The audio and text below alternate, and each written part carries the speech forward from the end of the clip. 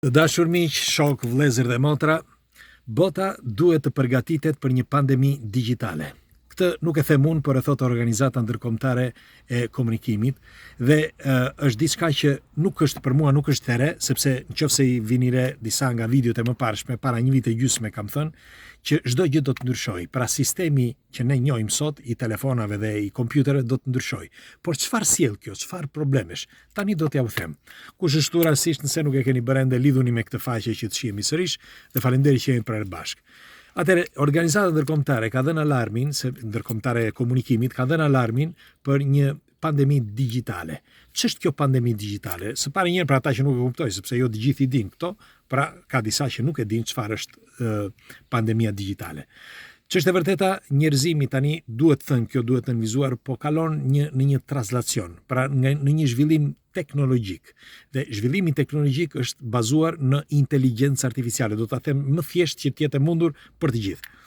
Tani çfarë, jo sepse di gjithçka, absolutisht jo. Ato s'ka undi, po i them. Kështu që le të diskutojmë së bashku.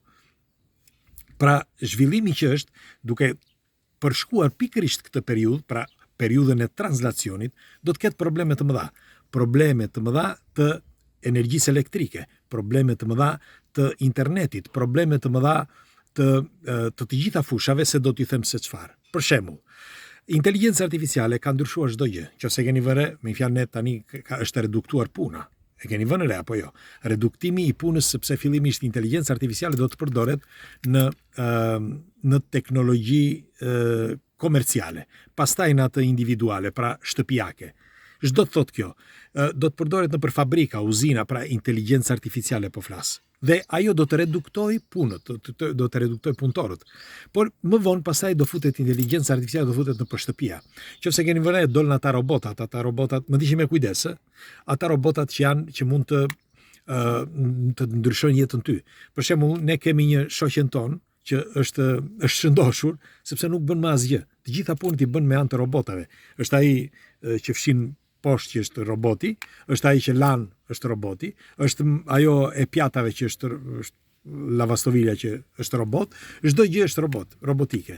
Dhe në qoftë se nesër do të jetë çdo gjë me anë të inteligjencës artificiale, njeriu do të bëhet i plogësht. Mirë po, këto teknologji do të futen më vonë, pra në jetën tonë të përditshme me shumicë po flas. Mirë po, ndërkohë problemet janë, pra siç u thash më përpara, duke ndryshuar këtë sistem do të ketë probleme të mëdha në energji elektrike, siç u thash, në teknologji, në telefonat celular dhe në rrjetet sociale. Por nuk është ky problemi kryesor. Problemi kryesor është i frekuencave. Janë frekuencat ato që do të ndryshojnë në ditët në vijim, pra ose më mirë në muajt të vitit në vijim, sepse frekuencat, nëse keni dëgjuar, shpeshherë thon disa New Age, disa studime New Age, thon duhet të jemi sa më konkret, duhet të jemi sa më të shpejt, sepse diçka e madhe po vjen. Askush nuk e ka kuptuar se çfarë po vjen. Është diçka e madhe që po vjen, por askush nuk e di se çfarë. Në fakt, pikërisht për këtë mendohet që është gjithë universi, frekuencat e universit që po ndryshojnë. Vura re sepse lexoj disa komente ndonjëherë të disave që janë larg këtyre diskutimeve. Janë larg edhe këtij diskutimi që themi do të ndryshojnë frekuencat sepse universi po ndryshon. Nuk ka problem. Edhe sikur ta bëjnë me kritika ose dikush mund të të ofendoj. Nuk ka asnjë problem. Por unë e them për të mirën tuaj që diçka vërtet po ndodh.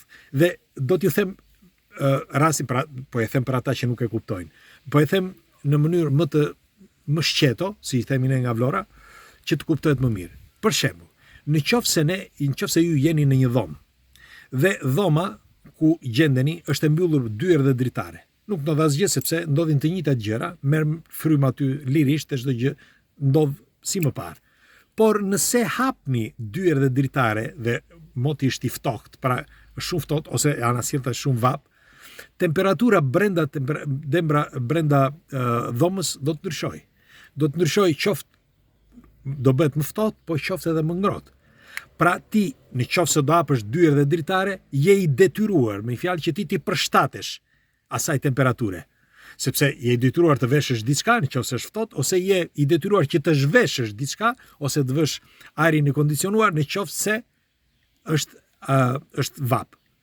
Pra e njëjta gjë ndodh edhe me universin. Nëse frekuencat e universit ndryshojnë, je i detyruar edhe ti që të ndryshosh, për ndryshe do pëlcasësh. Pra ja u dhash përgjigjen atyre që nuk e kanë kuptuar. Më të thjesht se kaq nuk ka. Dhe çfarë do të thotë kjo? Frekuencat do të ndryshojnë për shumë arsye.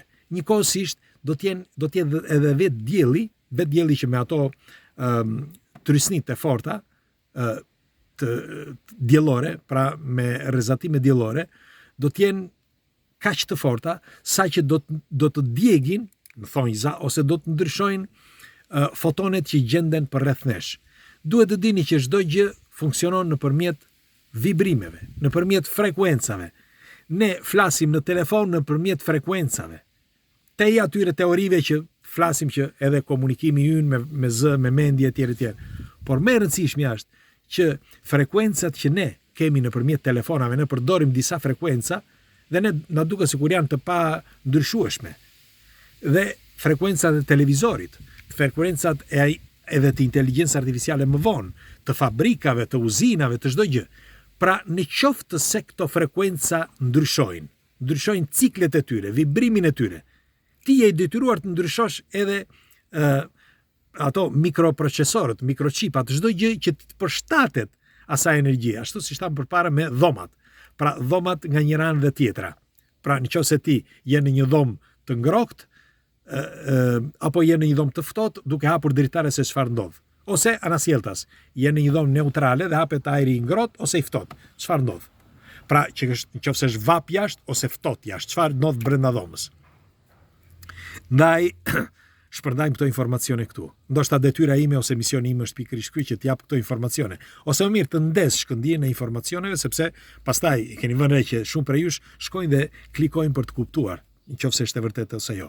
Pra ky alarm që japin këto organizatat, si për shembull organizata ndërkombëtare e komunikacionit, nuk e thot sepse kërkon që të na vras apo ku ta di unë.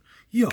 E thot sepse është e vërtetë që do të ndryshojnë, por deri këtu nuk dinën më shumë, din që po ndryshon frekuenca, po ndryshon edhe valët, rrezatimet e diellit po ndryshojnë, edhe frekuencat, ndoshta të gjitha këto që ne po përdorim sot të telefonave dhe të celularëve dhe të kompjuterëve, dhe kjo ndoshta do të ndryshojë, thon studiuesit. Kurse unë jam i bindur për këtë, sepse kemi 2 vjet që kemi thënë, ndoshta edhe më shumë, që do të vijë një ditë që telefonat, celular, madje thosha që në emisionin Enigma, telefonat celular dhe kompjuterat që kemi sot nuk do të jenë ata që ne njohim, por do të ndryshojnë, sepse do të jetë krejt totalisht ndryshe. Pikërisht sepse duke ndryshuar faza pra e komunikimit, do të ndryshoj, duke ndryshuar frekuenca, ndryshon edhe faza e komunikimit.